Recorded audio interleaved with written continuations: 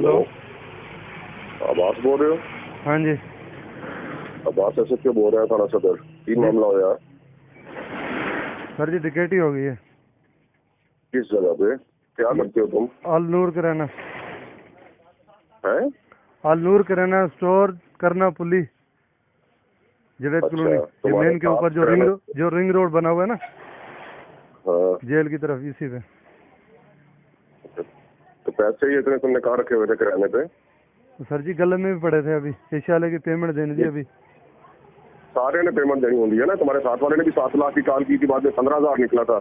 तुमने भी 3.5 लाख लिखा दिया है।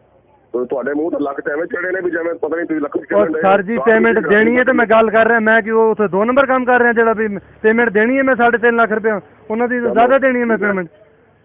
ਤੂੰ मैं देखदा आके ਤੈਨੂੰ हाँ आके देख लो उसे 3.5 लाख पेमेंट देनी है, मैं 15,000 देना है। ਤੁਸੀਂ ਤੇ ਮੈਂ ਉੱਥੇ ਬਹਿ ਕੇ ਗੱਲਾਂ ਸੁਣਾਉਣਾ, ਮੇਰੇ ਕੋਲ ਪੈਸੇ ਨਹੀਂ ਪਏ ਸੀ।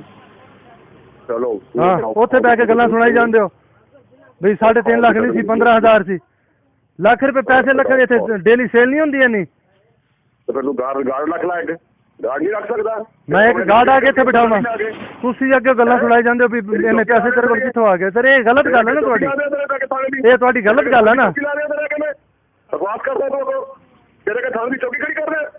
ਮੈਂ ਤੁਹਾਨੂੰ ਕਿਹਾ ਆ ਜਾਓ ਤੁਸੀਂ ਚੌਕੀ ਲੈ ਕੇ, ਮੈਂ ਵਨ ਸਾਹਿਬ ਤੇ ਕਾਲ ਕੀਤੀ ਹੈ, ਤੁਸੀਂ ਕਿਉਂ ਮੇਰੇ ਨਾਲ ਗਲਤ ਗੱਲਾਂ ਕਰ ਰਹੇ ਹੋ? ਸਾਈਡ ਤੇ ਕਾਲ ਕਰਨੀ ਕੀਤੀ, ਬੱਚੀ ਸੀ ਕਰਨੀ, ਤੇ ਪਾਟੇ ਖਾਨ ਸੀ ਤੇ ਉਹ ਤਾਂ ਸਰ ਜੀ ਪੈਸੇ ਨਹੀਂ ਲੈ ਕੇ ਗਿਆ ਟਿਕਟ, ਹੁਣ ਮੈਂ ਉਹਨਾਂ ਨੂੰ ਬੁਲਾਇਆ। ਗਏ ਆ ਤੇਰੇ ਕੋਲੋਂ, ਬਕਵਾਸ ਕਰ ਰਿਹਾ ਕਿ ਤੈਨੂੰ ਬੋਲਣ ਦੀ ਤਮੀਜ਼ ਨਹੀਂ ਹੈ ਤੈਨੂੰ? ਹਾਂ ਮੈਨੂੰ ਬੋਲਣ ਦੀ, ਮੈਂ ਤੁਹਾਡੇ ਨਾਲ ਕੋਈ ਗਲਤ ਗੱਲ ਕਰ ਰਿਹਾ।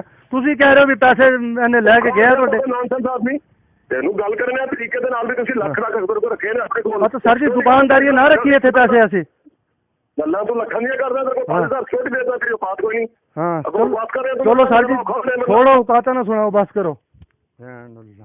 लख लाने तू, जुबान चलाने तू।